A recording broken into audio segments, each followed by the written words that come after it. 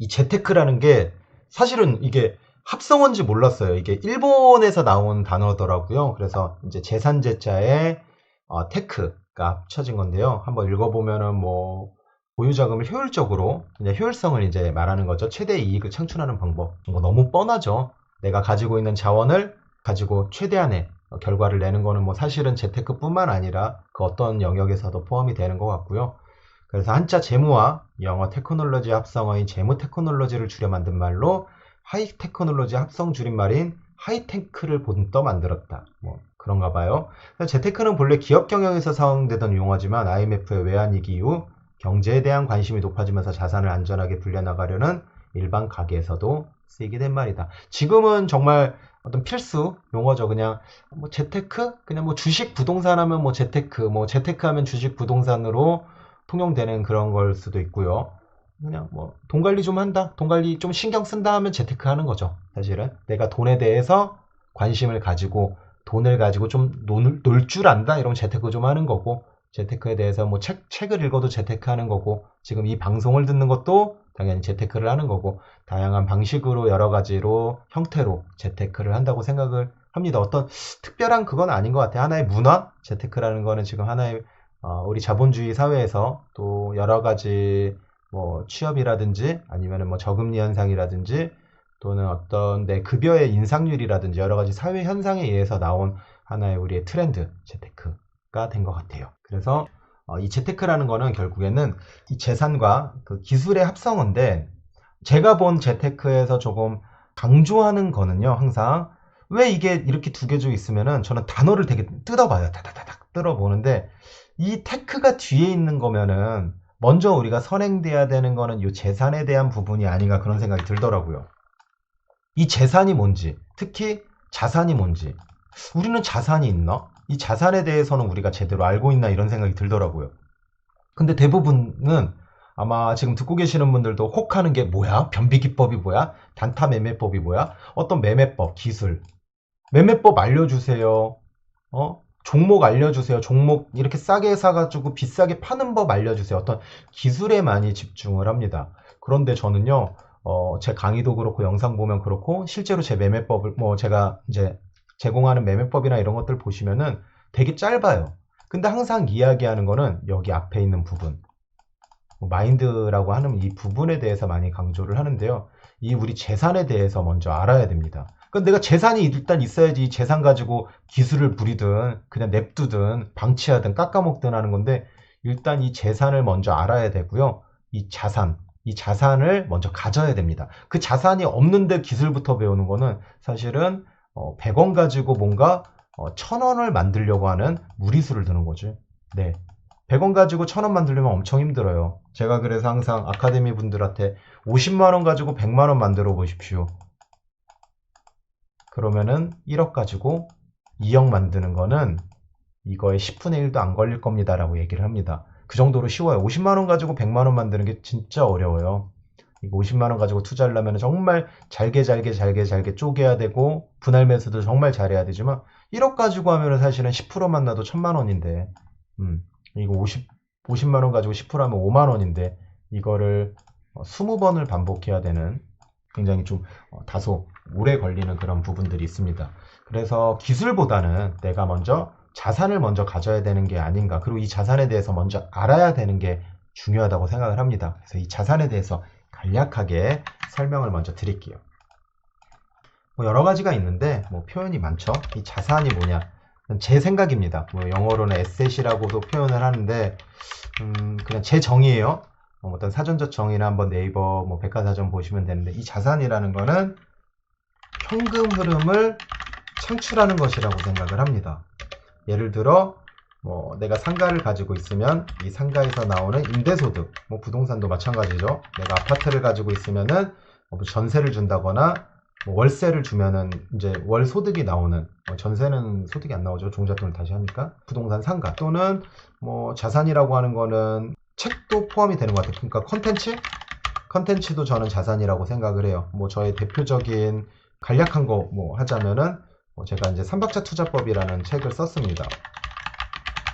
그러면은 요 책을 써가지고 올리게 되면은 이제 뭐 10,000원이든 20,000원이든 뭐 5,000원이든 계속 사라지지 않고 감가상각이 되지 않고 오히려 증가가 되면 더 증가가 됐지 감가가 되지 않는 그런 게 저는 자산이라고 생각을 합니다. 이 자산 1번이 부동산 상가. 뭐 상가나 부동산도 물론 이제 가치가 떨어질 수도 있는데 웬만한 정말 라끈하게 정말 말도 안 되는 곳 빼고는 토지의 그런 토지 그 가치가 상승을 해서 대부분 타죠. 건물은 어쨌든 노후되지만 토지의 상승으로 인해서 그런 뭐 효율성, 토지 이용 집적도 뭐 어쨌든 그래서 이렇게 되는 거고 사라지지 않고 감가상각도 안 되는 요거고요. 자산이라는 거는 불멸성보다는 좀 오래 가죠. 이 저작권이라는 게 있어가지고 뭐 사후 몇 년까지 또 되더라고요. 제가 이번에 저작권 등록해 보니까 부동산 상가도 토지로 인해서 올라가는 거니까 한정적이죠. 물론 어떤 뭐 새만금 간척 사업으로 인해서 토지가 더 늘어나는 더 좋은 게 있다면 뭐 떨어질 수도 있지만 더 늘어나지 않죠. 한정적이고 늘어나기가 어렵다. 이건 어렵다라고 표현을 할게요. 그래서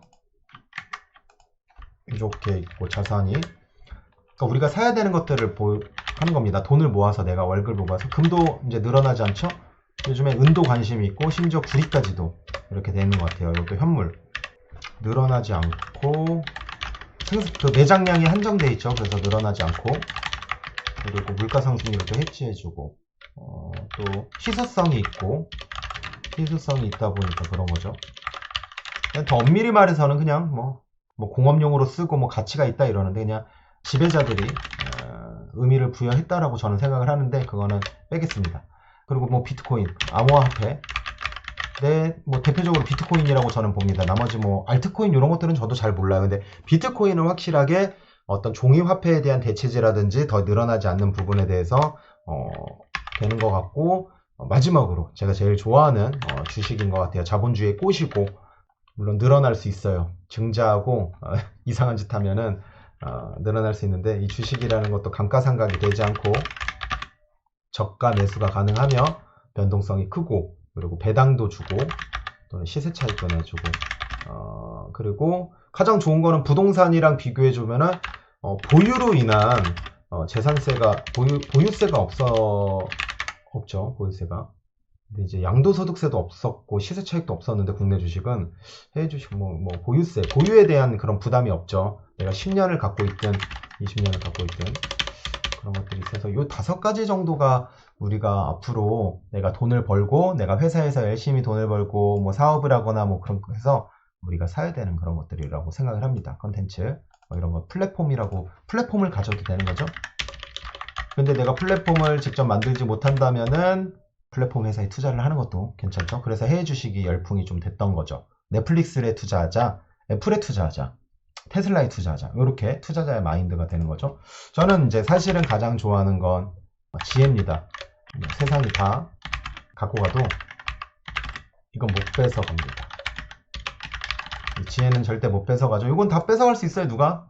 훔쳐갈 수도 있고 국가가 뺏어갈 수도 있고 상대방이 뺏어가는 근데 요거는 못 뺏어가는 것 같아요. 지혜는. 그래서 요거를 저는 가장 좋아하고요. 가장 중점적으로 제가 시간을 가장 많이 씁니다. 그래서 요거는 당연히 어떤 책을 통해서도 할 수 있지만 경험에 의해서 나오는 것 같아요. 이거를 뭐 인사이트라고도 얘기를 하고 기도 하고요. 뭐 그렇습니다. 저는 이렇게 자산을 정의하고 있습니다. 현금 흐름을 창출하고 그리고 사라지지 않고 가치가 떨어지기보단 가치가 상승하는 것. 요거를 자산이라고 생각합니다. 물론 직접 사업을 할 수도 있습니다. 근데 직장인 기준으로 보면은 이렇게 그죠? 뭐 사람은 근데 뺐어요. 왜냐면 사람은 리스크가 너무 커가지고 인적 리스크는 정말 리스크가 크고 그만큼 더 폭발적이기도 하고 그래서 일단은 좀 뺐습니다. 왜냐면은 보편적이진 않다 보니까 이거는 누구나 다 노력으로 저는 가능하다고 보는데 그거는 사실 운도 정말 많이 따라주는 것 같아요. 인복이라는 부분도 있고 이렇게 자산을 했습니다. 그래서 우리가 먼저 요것들에 대해서 하나씩 알아보는 것 같아요. 그래서 뭐 여러분들 뭐 신사임당이라는 뭐 그런 유튜브 채널을 통해서 막 네이버 스토어도 알아보고 유튜버도 직접 돼보기도 하고 또는 뭐 브런치라는 곳에서 글을 써보기도 하고 다양한 곳에서 있는 것 같아요. 이렇게 저보다 아마 여러분들이 더 잘 하는 걸로 알고 있습니다. 네이버 뭐 블로그를 키워서 뭐 체험단을 한다든지 다양하게 있는 거겠죠? 그래서 이렇게 자산이라는 게 있습니다. 그래서 내가 왜 돈을 벌고 하면은 내가 뭘 사야 되는지를 보셔야 돼요. 옷은 없네요. 네. 옷은 없고요. 감가상각이 되고 유행이 하고 내가 사자마자 반토막이 나는 것들은 뭐 옷은 내가 한번 입자마자 택을 떼자마자 또는 내가 택도 안 떼고 아무것도 안 하고 있어도 내 손을 닿자마자 그거는 새 거가 아닌 중고가 돼버리죠. 참 웃기게. 뭐 자동차도 마찬가지고요. 그래서 이렇게 자산에 대해서 한번 봤고요.